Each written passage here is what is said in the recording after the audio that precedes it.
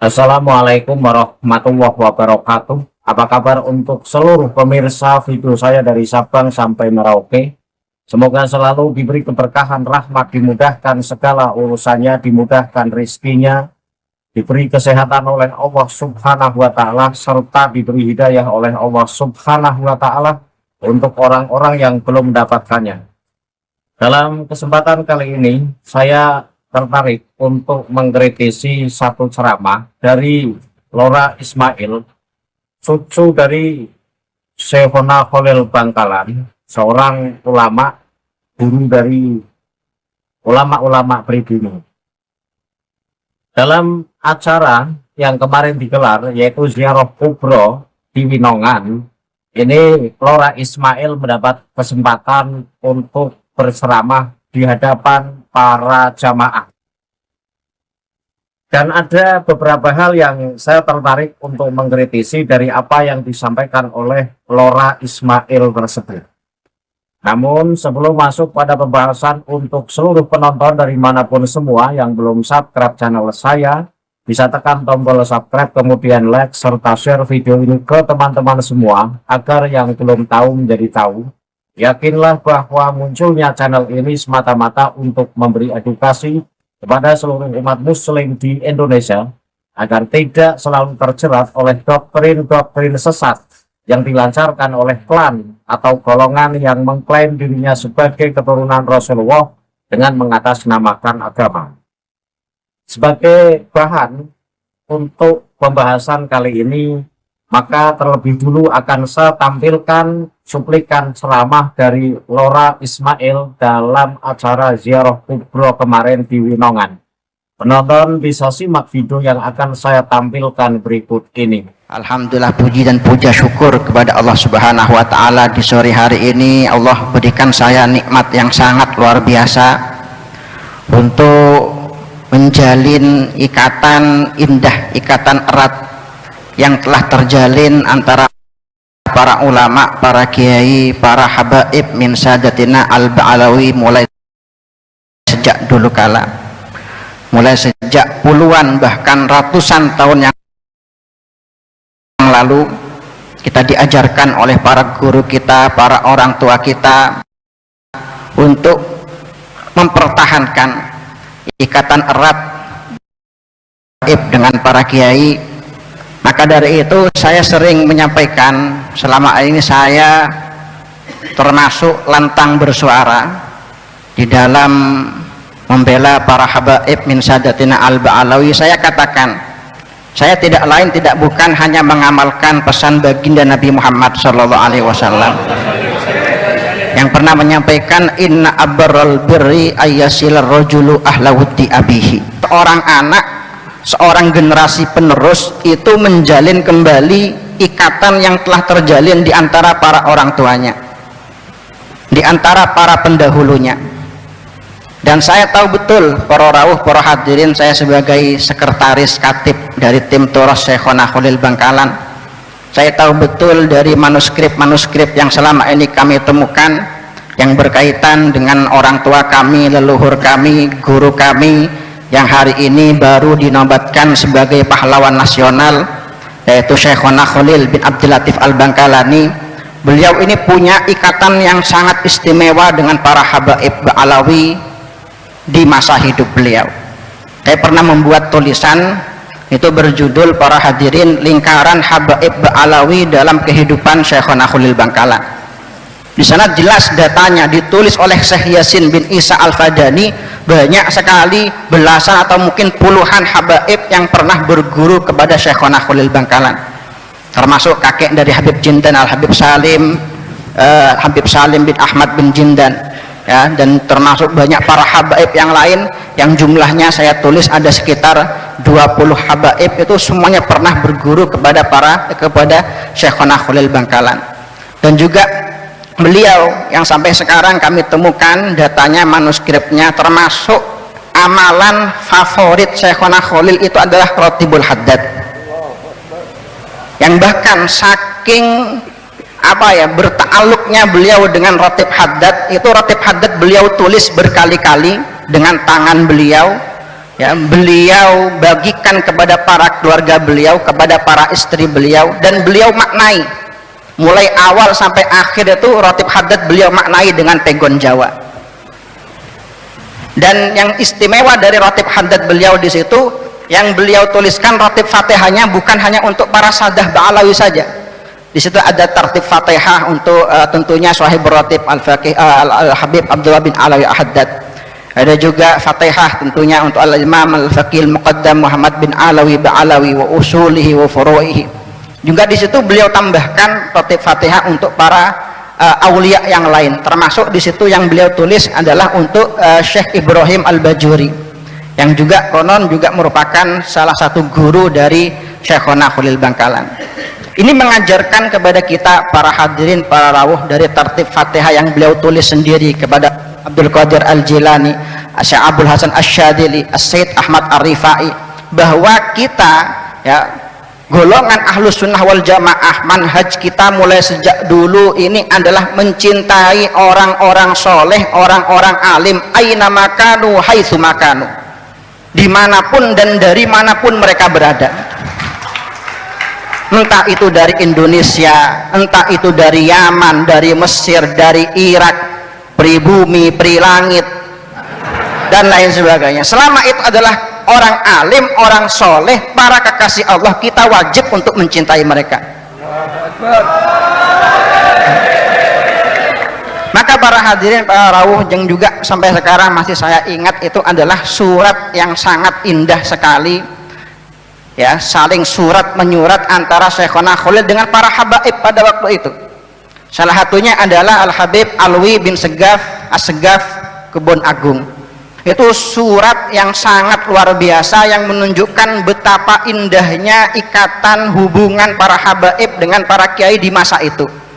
Yang sampai dalam surat itu, ya, yang saya pahami surat itu adalah surat dari Habib Alwi melalui Kiai Yasin bin Rais, ya, yang ketika itu memberikan kalimat penguat, ya, Syekhona Khalil waktu itu sedang ditimpa musibah, dan dikirimlah surat oleh Habib Alwi untuk menguatkan Syekhona Khalil, untuk menghibur Syekhona Khalil, saling menguatkan satu sama lain, saling bertawaduk satu sama lain, saling menghormati, menghargai satu sama lain.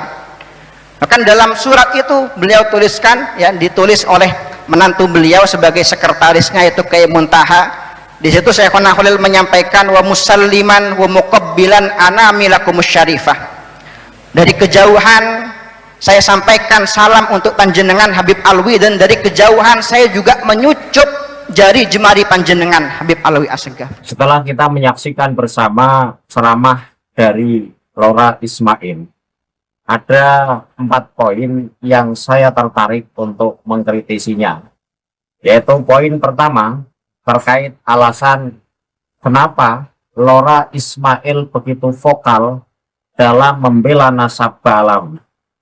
Ini disampaikan oleh Lora Ismail karena mengikuti jejak pendahulunya, yaitu diantaranya Mbah Khalil Bangkalan.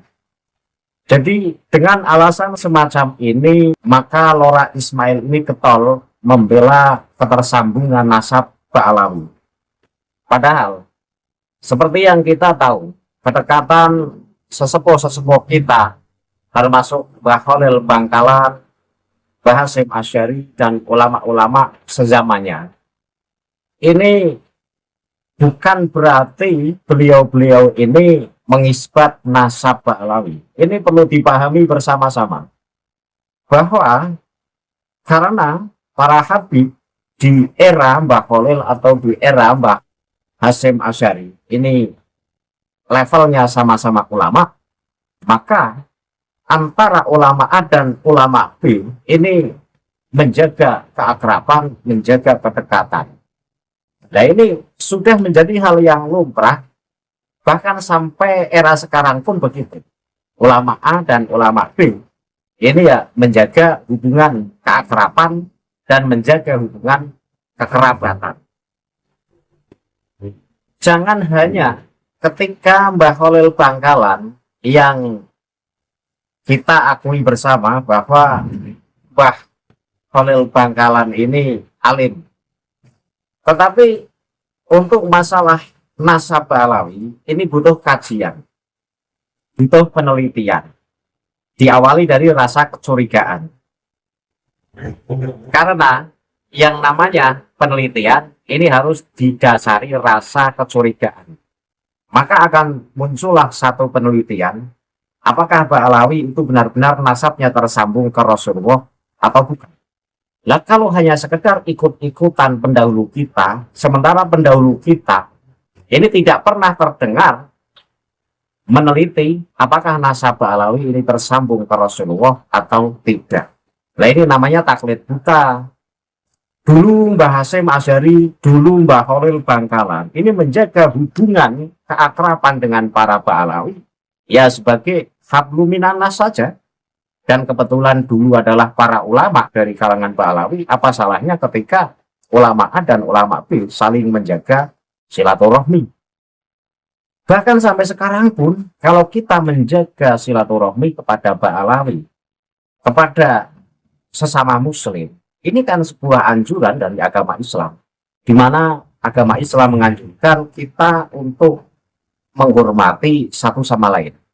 Dalam kata lain, Islam menganjurkan kita untuk saling menghormati. Tetapi bahasa saling menghormati ini bukan berarti lantas Mbah Khalil Bangkalan atau Mbah Hasyim Asy'ari ini mengisbat nasab Ba'alawi. Kalaupun dulu Mbah Khalil dan Mbah Hasyim Asy'ari ini mengakui bahwa Ba'alawi sebagai keturunan Rasulullah, ini pun berdasarkan prasangka baik.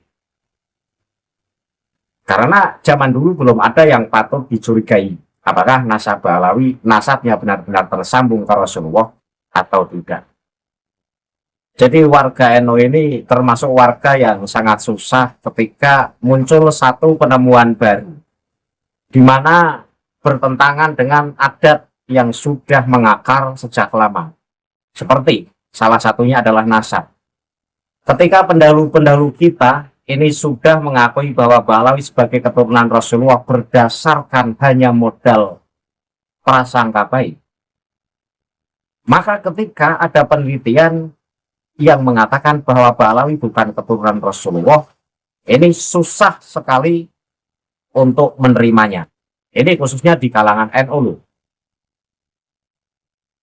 Dan alasan semacam ini kayaknya tidak pantas ketika untuk Lora Ismail. Karena Lora Ismail ini adalah orang yang berpendidikan, orang yang berpengetahuan.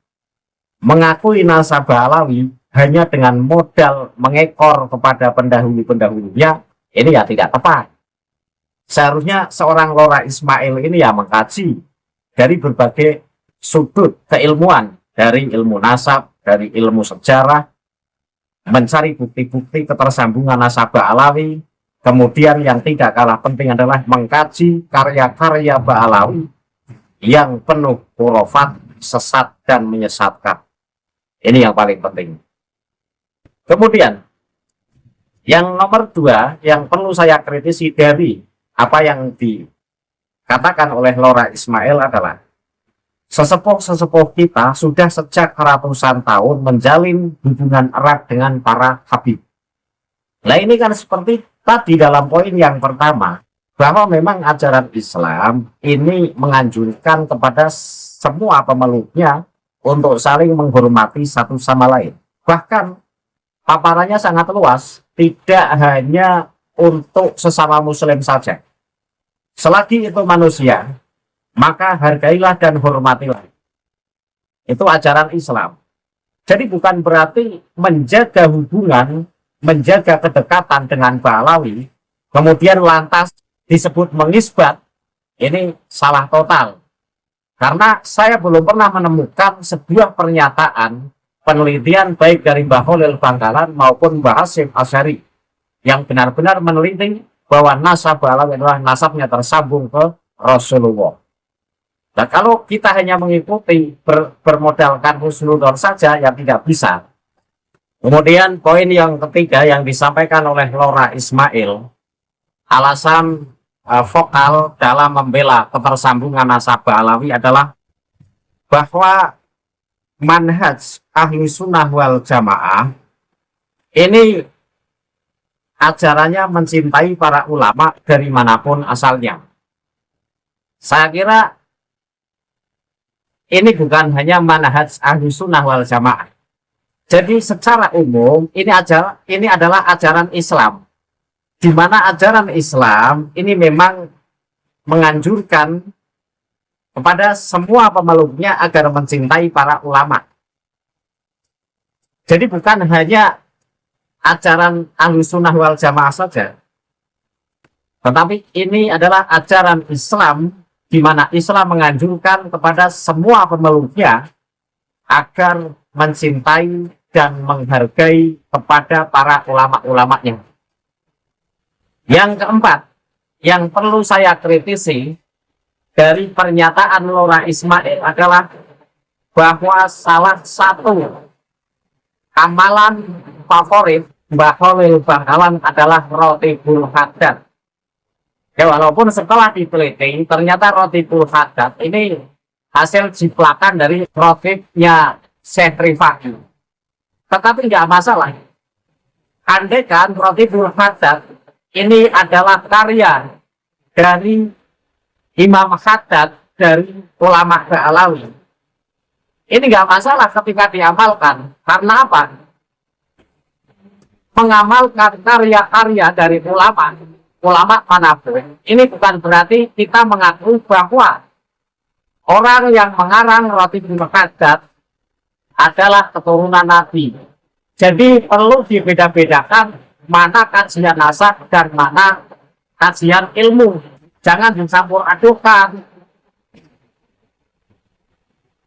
Jadi untuk seorang Lora Ismail dalam vokal membela nasabah Alawi, modalnya hanya ngekor kepada pendahulu-pendahulunya, ya ini tidak tepat. Seharusnya Lora Ismail ini seperti Kiai Haji Imaduddin Usman Al-Bantani, bisa meneliti, bisa mengkaji. Dengan begitu Lora Ismail akan menemukan jawabannya. Apakah nasabah Alawi ini benar-benar tersambung ke Rasulullah atau hanya ngaku-ngaku sebagai keturunan Rasulullah? Karena ketika kita kaji kitab-kitab Khurafat Ba'alawi, di mana Faqih Muqaddam yang mengatakan bahwa dia adalah Allah, ini juga sebuah pernyataan yang sesat dan menyesatkan. Kemudian Wali Kutub Abu Al-Haddad ini juga mengatakan Manu huruful arbibas sama ini. Pernyataan semacam ini tentu sebuah pernyataan yang sombong. Kami, para klan Ba'alawi, adalah raja-raja baik di langit maupun di bumi. Ini sebuah pernyataan yang sombong. Apakah pantas orang-orang sombong semacam ini kemudian disebut sebagai keturunan Rasulullah? Dan masih banyak lagi pernyataan-pernyataan khurafat yang tertulis dalam berbagai kitab yang ditulis oleh ulama Ba'alawi. Ini hendaknya menjadi bahan penelitian untuk seorang Lora Ismail. Apakah Ba'alawi nasabnya tersambung ke Rasulullah atau tidak? Jangan hanya modal husnudon seperti pendahulu-pendahulunya. Saya kira cukup kajian ini. Maaf, hujannya begitu lebat sehingga ngomongnya begitu kenceng. Agak nggak fokus juga saya. Jadi saya tutup saja kajian ini. Itulah 4 poin yang perlu saya kritisi dari seorang Lora Ismail, cucu dari Mbah Khalil Bangkalan. Akhirul kalam billahi taufiq wal hidayah. Wassalamualaikum warahmatullahi wabarakatuh. Salam panas untuk seluruh muslim di Indonesia.